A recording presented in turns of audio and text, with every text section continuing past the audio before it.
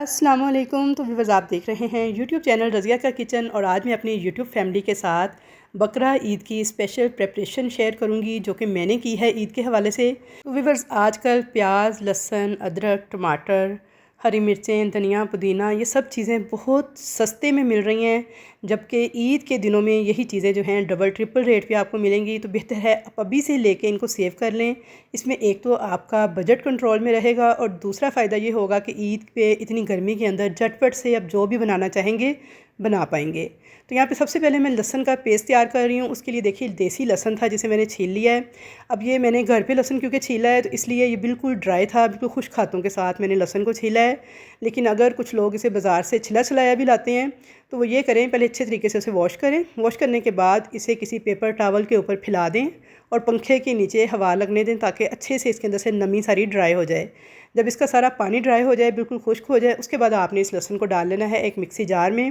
اس میں ½ T spoon نمک اور 1 ٹی اسپون ڈال دینا ہے سفید سرکہ۔ میں یہاں پہ ½ کلو لہسن کا پیسٹ تیار کر رہی ہوں۔ آپ کے پاس اگر زیادہ لہسن ہے تو آپ نے اس حساب سے نمک، سرکہ اور آئل کی ریشو سیٹ کر لینی ہے۔ اب میں نے ½ کپ آئل ڈال دیا ہے اور اسے میں اچھی طرح سے بلینڈ کر کے ایک پیسٹ تیار کر لوں گی۔ تو یہاں پہ میں نے ½ کلو لہسن کو 2 حصوں میں گرائنڈ کیا ہے۔ آدھا میں اب گرائنڈ کر کے آپ کو دکھا رہی ہوں، آدھا میں بعد پہ گرائنڈ کر لوں گی کیونکہ میرا یہ جو بال تھا اس کا سائز چھوٹا تھا۔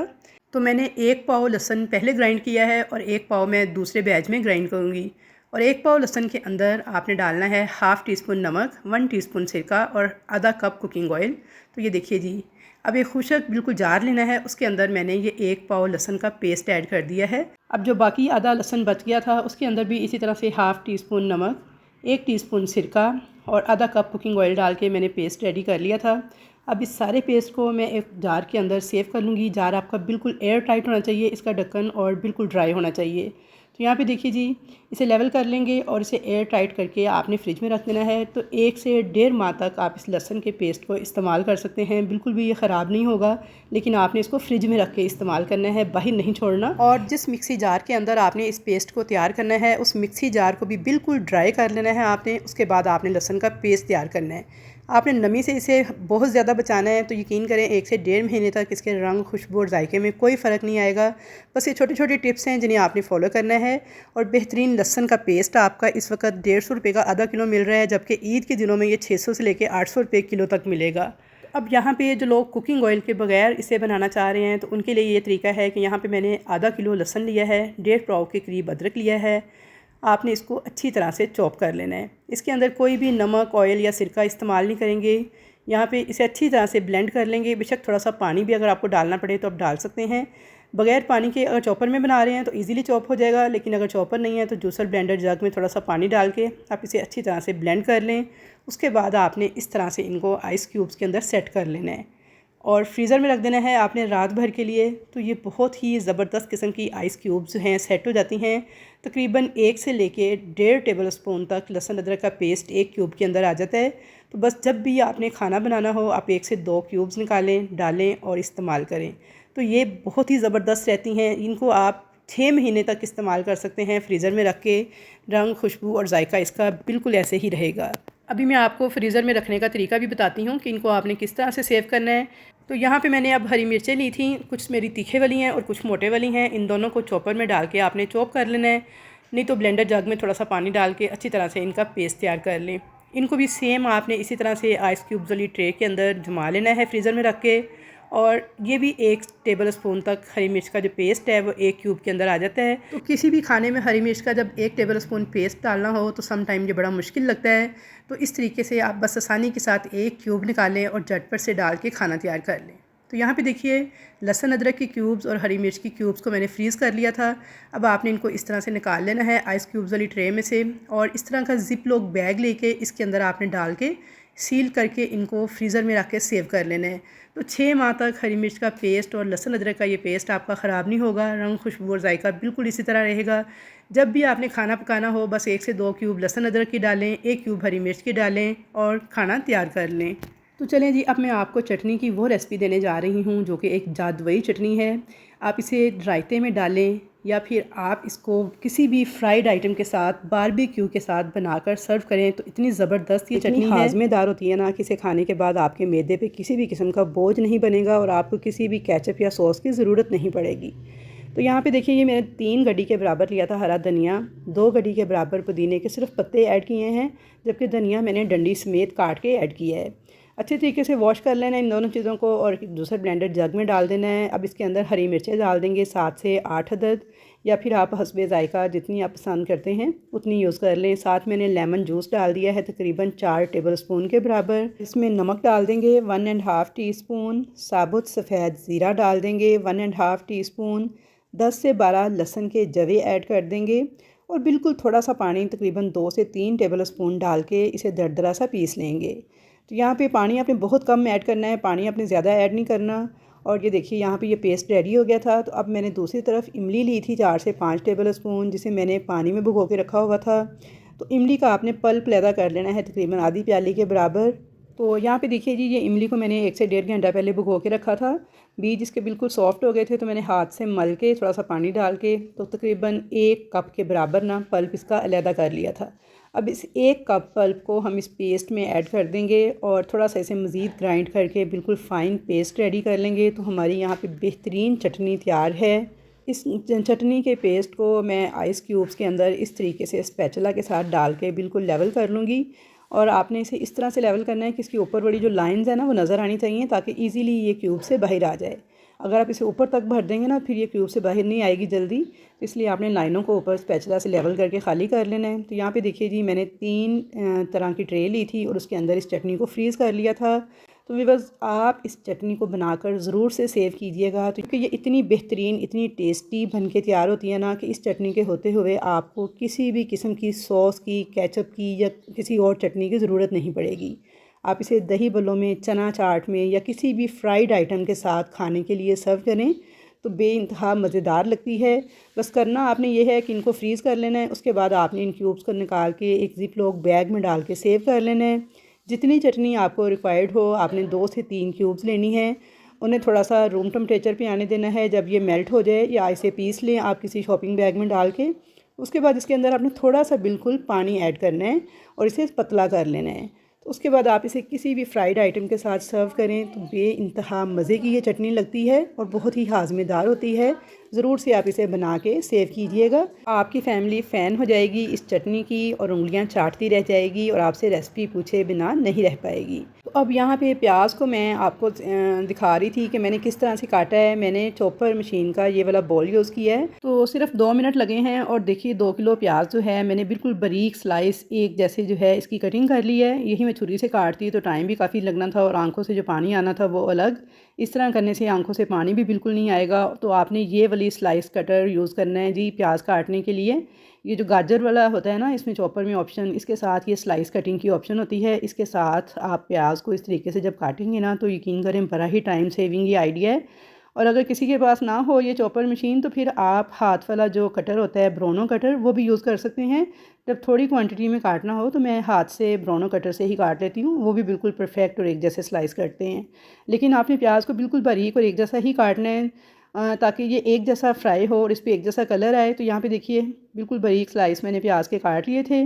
تو اب آپ نے کیا کرنا ہے، کوکنگ آئل لینا ہے، اسے اچھی طرح سے گرم کرنا ہے۔ تیز گرم آئل کے اندر آپ نے اس پیاز کو اس طرح سے ایڈ کر دینا ہے اور تھوڑا سا اسے آپ نے مکس کر دینا ہے۔ شروع میں آپ کو بہت زیادہ مکسنگ کی ضرورت نہیں ہے، لیکن جب اس پہ کلر آنا سٹارٹ ہو جائے تو پھر آپ نے اس میں مسلسل چمچ چلاتے ہوئے اسے الٹ پلٹ کرتے ہوئے فرائی کرنا ہے تاکہ اس پہ ایک جیسا کلر آئے اور یہ بالکل فائن جو ہے ایک جیسی پیاز ہماری براؤن ہو جائے۔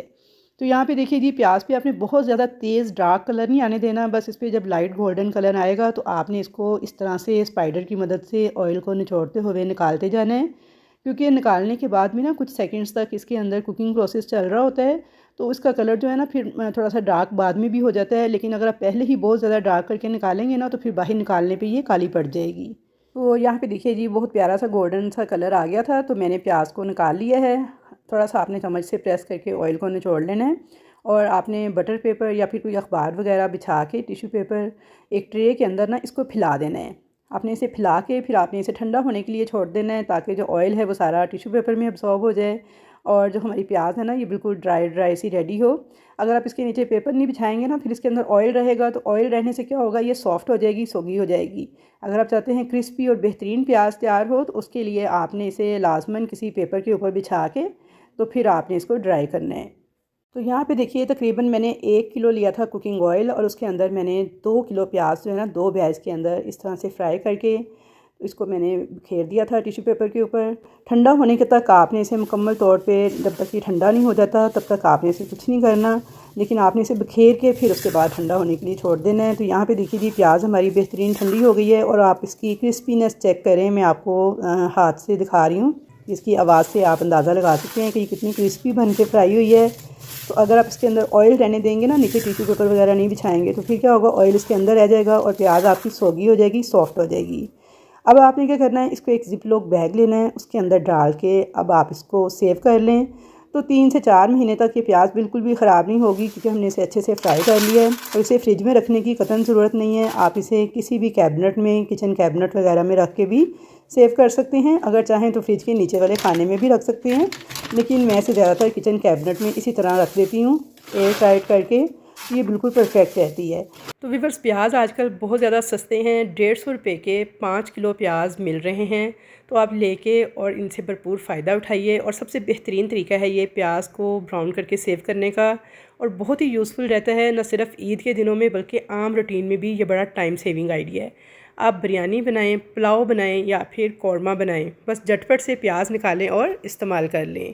تو اب بہت ساری ہماری کڑاہیوں کے اندر، ڈشز کے اندر خشک میتھی کا استعمال ہوتا ہے، ہرا دھنیا ہمیں فوری طور پہ چاہیے ہو، تو گرمی کے موسم میں تو یہ فوراً سے مرجھا جاتا ہے فریج میں 1 سے 2 دن کے بعد، تو اس کی بالکل حالت خراب ہو جاتی ہے۔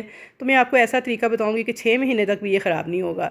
آپ نے دھنیا کو اچھے طریقے سے صاف کر لینا ہے، تمام گلے سڑے پیلے پتے الگ کر لینے ہیں، اور باقی دھنیا کی کٹنگ کر لینی ہے، میتھی کی بھی کٹنگ کر لینی ہے۔ پتے توڑنے کے بعد 3 سے 4 پانی اچھے طریقے سے ان کو واش کرنا ہے۔ اس کے بعد آپ نے ایک کپڑا بچھانا ہے پنکھے کے نیچے سایہ دار جگہ پہ، اور ان تمام چیزوں کو بکھیر کے ڈرائی کر لینا ہے۔ تو آج کل جتنی گرمی ہے اور جو ٹمپریچر جا رہا ہے، تو صرف 2 سے 3 گھنٹے کے اندر میتھی دیکھیے کتنی زبردست کڑک ہو گئی ہے، خشک ہو گئی ہے، اور کلر بھی اس کا خراب نہیں ہوگا۔ ہرا دھنیا بھی آپ چیک کر سکتے ہیں، بالکل ڈرائی ہو گیا ہے 1 سے 2 گھنٹے میں، اور رنگ دیکھیں اس کا بالکل بھی چینج نہیں ہوا، ہرے کا ہرا ہے۔ تو گرمیوں میں یہ سب سے بیسٹ طریقہ ہے ہرے دھنیا کو سیو کرنے کا، تو بس جب دل چاہے نکالیں اور ہانڈی میں ڈال کے استعمال کیجئے۔ ٹماٹر بھی آج کل 150 روپے کے 5 کلو مل رہے ہیں، تو ان کو بھی دیکھ لیتے ہیں۔ یہاں پہ دیکھیے ٹماٹر کا کیپ اتاریں گے اوپر سے اس طریقے سے، اور کٹ کا ایک نشان لگا دیں گے پلس کا نشان بناتے ہوئے۔ یہ دیکھیے بہت زیادہ گہرا نہیں، بس نارمل سا کٹ کا نشان لگائیں گے۔ تو یہاں پہ میں نے سارے نشان لگا لیے ہیں کٹس کے۔ 1 کلو ٹماٹر تھی، اچھی طرح سے دھویا ہے، ان کو کٹ کا نشان لگا دیا ہے، اور اب میں ایک کھلے برتن میں پانی بوائل کروں گی۔ جیسے ہی اس پانی میں بوائل آئے گا تو ابلتے ہوئے پانی کے اندر ہم یہ 1 کلو ٹماٹر ایڈ کر دیں گے۔ تو یہاں پہ دیکھیے سارے ٹماٹر جو ہیں میں نے ابلتے پانی میں ایڈ کر دیے ہیں، اور اب دوبارہ سے بوائل آنے کا انتظار کریں گے ٹماٹر ڈالنے کے بعد۔ تو جیسے ہی دوبارہ سے بوائل آئے گا تو 5 منٹ تک ہم اسی طرح ان کو ابلنے دیں گے، اور 5 منٹ کے بعد ان کو میں نکال رہی ہوں۔ اور اب دیکھ سکتے ہیں ٹماٹروں کا جو چھلکا ہے وہ خود بخود اتر رہا ہے۔ کٹ کا نشان بھی اسی لیے لگایا تھا تاکہ چھلکا آسانی سے ان کا ریموو ہو جائے۔ تو اب ہاتھ کی مدد سے آپ نے اس طرح سے سارے چھلکے اتار لینے ہیں، بہت ہی آسانی سے یہ اتر جائیں گے۔ تو اب ان کو ہم جوسر والے جگ میں ڈالیں گے اور گرائنڈ کر لیں گے، اور ان کا ایک پیسٹ ریڈی کر لیں گے۔ پھر اس پیسٹ کو اب چاہیں تو پکا کے مزید گاڑھا کر کے ٹماٹو پیوری بھی تیار کر سکتے ہیں، لیکن میں ان کو ڈائریکٹ ہی اس طرح سے آئس کیوبس کے اندر ڈال کے تو جما لوں گی فریج میں رکھ کے۔ تو یہ بہت ہی آسان طریقہ ہے، ہانڈی کا آدھے سے زیادہ کام تو اسی طرح ہو جاتا ہے۔ تو یہاں پہ دیکھیے ان کو میں فریز کر لوں گی۔ دوسرا طریقہ یہ ہے کہ ٹماٹر کے میں نے 4 ٹکڑے کاٹ لیے ہیں۔ یہاں پہ دیکھیے سارے ٹماٹر میں نے 4 ٹکڑوں میں کاٹے ہیں۔ اب ایک باکس لوں گی، اس کے اندر یہ ٹماٹر اس طریقے سے ارینج کر دوں گی کہ ہر ایک سنگل لیئر لگا کے ٹماٹروں کو اس طرح جوڑتی جاؤں گی، اور اس کے اوپر آپ کوئی سا بھی شاپنگ بیگ یا پلاسٹک شیٹ یوز کر سکتے ہیں۔ ان کو اس طرح درمیان میں لیئر لگا دیں پلاسٹک کی، اور اس کے اوپر پھر ٹماٹر جوڑ دیں تاکہ یہ آپس میں چپکے نہیں اور آسانی سے الگ ہو جائیں۔ تو ویورز آپ ان تینوں طریقوں میں سے جو بھی طریقہ آپ کو آسان لگے آپ استعمال کر سکتے ہیں، تینوں ہی اپنی اپنی جگہ بہت پرفیکٹ ہیں۔ تو یہاں پہ دیکھیے سارے ٹماٹر میں نے جوڑ لیے تھے، جوڑنے کے بعد ان کو بھی میں فریزر میں رکھ کے جما لوں گی، اور پھر میں آپ کو دکھاؤں گی 1 دن کے بعد ان کا رزلٹ بھی۔ تو یہاں پہ دیکھیے ان کو میں نے ایئر ٹائٹ باکس میں ڈال کے سیو کر لیا ہے۔ جو تیسرا طریقہ یہ سب سے آسان ہے کہ آپ نے ٹماٹر لینے ہیں، بس اوپر سے ان کے کیپ اتارنے ہیں، کٹ سے ان کے نشان لگانے ہیں، اور ان کو اسی طرح فریز کر دینا ہے۔ تو یہ دیکھیے یہ سب سے آسان ہے۔ اب 1 دن کے بعد دیکھیے یہ جم چکی ہیں آئس کیوبس کے اندر ہماری جو ٹماٹر کی سٹکس ہیں۔ دیکھیے اس طریقے سے آپ ہانڈی میں چاہیں 1 یا 2 اپنے سالن کے حساب سے یوز کر لیں ڈائریکٹ ہی۔ تو یہ دیکھیے अब मैं आपको दूसरा भी दिखा देती हूँ जो हमने फ्रीज़ किए हैं टमाटर। तो ये देखिए साबुत टमाटर जो फ्रीज़ किए हैं, इनको थोड़ी देर बाहर रखेंगे तो जैसे ही 5-10 मिनट गुजरेंगे तो इनका छिलका खुद ब खुद उतर जाएगा। और ये तीसरे वाले टमाटर भी आप देख सकते हैं, सालन के हिसाब से आप 1, 2, 3 जितने टुकड़े डालना चाहें डाल सकते हैं और आसानी से इनका भी छिलका जो है ये रिमूव हो जाएगा जैसे ही थोड़ी सी इनको हीट लगेगी। तो ये देखिए नीचे भी बिल्कुल ऐसे ही है। तो व्यूअर्स आई होप कि आपको ये तीनों तरीके बहुत ज़्यादा पसंद आएंगे। जल्दी से आज ही टमाटर ख़रीदें और इनको सेव कर लें क्योंकि इस वक्त 150 रुपये में 5 किलो मिल रहे हैं, जबकि ईद के दिनों में ये 150 रुपये किलो तक मिलेंगे। तो अब बात कर लेते हैं कच्चे प्याज को सेव करने की कि किस तरह से आप इस प्याज को 3 से 4 महीने तक सेव कर सकते हैं कि ये गले भी नहीं और ख़राब भी नहीं हो। तो व्यूअर्स प्याज को एक तो तरीका है ब्राउन कर लें आप, और दूसरा कच्चे प्याज को सेव करने के लिए आपको इस तरह की एक टोकरी चाहिए। ये टोकरी कहाँ से मिलेगी? ये पान शॉप से आपको इजीली मिल जाएगी। हर पान शॉप वाले के पास ये टोकरी होती है, इसके अंदर पान के पत्ते आते हैं।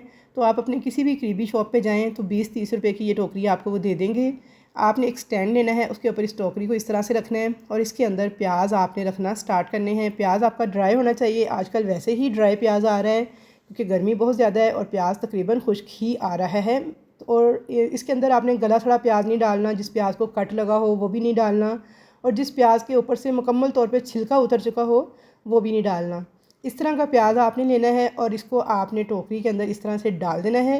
तो यहाँ पे देखिए जी, टोकरी के नीचे आपने स्टैंड ज़रूर रखना है ताकि हवा इसमें से क्रॉस हो सके। उसके बाद सारा प्याज डालने के बाद आपने इस टोकरी को इस तरह से कवर लगा के बंद करना है और किसी ठंडी जगह पर रखना है। ठंडी और हवादार जगह पे रखेंगे तो यकीन करें ये प्याज आपका 6 महीने तक भी ख़राब नहीं होगा। लेकिन आपने इसे कुछ दिन के बाद देखते रहना है। अगर आपको नज़र आए कि कोई प्याज ख़राब हो रहा है तो उसे आप निकाल दीजिएगा। इस तरह का कोई भी प्याज आपने अंदर नहीं डालना जिसके ऊपर इस तरह के निशान वगैरह हों या फिर कोई कट्स के निशान हों, या कोई प्याज आपको नज़र आए कि वो कटा हुआ है, ख़राब है, तो उसे आपने पहले ही अलग कर लेना है। तो यहाँ पे देखिए जी, मैंने 10 किलो प्याज को इस तरीके से टोकरी में डाल दिया था। इसके नीचे स्टैंड रखा था और इसे हवादार जगह पे आपने रख देना है, या फिर अगर कोई ठंडी जगह आपके घर में हो, जैसे एसी वाला रूम है उसमें आप कोई जगह सेट कर लें, या फिर कोई ऐसा कमरा जो कि हवादार हो तो वहाँ पे आपने इस प्याज को रखना है इस तरीके से ताकि हवा इसमें से क्रॉस होती रहे। किचन में आपने हरगिज़ प्याज को स्टोर नहीं करना, किचन के अंदर प्याज जो है वो गल जाते हैं, ख़राब हो जाते हैं। तो व्यूअर्स यहाँ पे देख सकते हैं आप, मैंने तकरीबन 10 किलो प्याज जो है इन्हीं टोकरियों में डाल के तो इनको मैंने हवादार और ठंडी जगह पे रख के सेव कर लिया है। तो इंशाल्लाह ताला ये 3 से 4 महीने तक ख़राब नहीं होगा। तो बस आपने इसको ठंडी और हवादार जगह पे स्टोर करना है, गर्म और सेक वाली जगह पे स्टोर नहीं करना। अब अदरक को देख लेते हैं। तो एक तो ये है कि आप अदरक का पेस्ट बना लें सेम उस तरीके से जैसे मैंने आपको लहसुन का पेस्ट बनाना सिखाया है। हाफ़ टी स्पून नमक, 1 टीस्पून सिरका और आधा कप ऑयल डाल के आपने 1 पाव अदरक को ग्राइंड करके उसका पेस्ट तैयार कर लेना है। और क्योंकि गोश्त वाली बहुत सारी डिशेस में हमें साबुत अदरक की भी ज़रूरत पड़ती है, जॉलियन कट स्लाइस करके हम इसे यूज़ करते हैं। तो अदरक वैसे खुश्क हो जाता है फ्रिज में, आप इसे इस तरह से अखबार में लपेटें, किसी एयर टाइट बॉक्स के अंदर डाल के आप इसे रखें फ्रिज के अंदर। तो 1 महीने तक ये बिल्कुल फ्रेश रहेगा, तरोताज़ा रहेगा, बिल्कुल भी ड्राई नहीं होगा। तो अगर आपको ये सारे आइडियाज़ अच्छे लगे हैं तो जल्दी से मेरी वीडियो को लाइक करें, चैनल को करें सब्सक्राइब और अच्छा सा एक कमेंट करके बताएं कि आया ये वीडियो आपके लिए हेल्पफुल साबित हुई या नहीं। तो इंशाल्लाह ताला मुलाकात होगी आपके साथ अच्छी नई रेसिपीज़ के साथ। तब तक के लिए अल्लाह हाफिज़।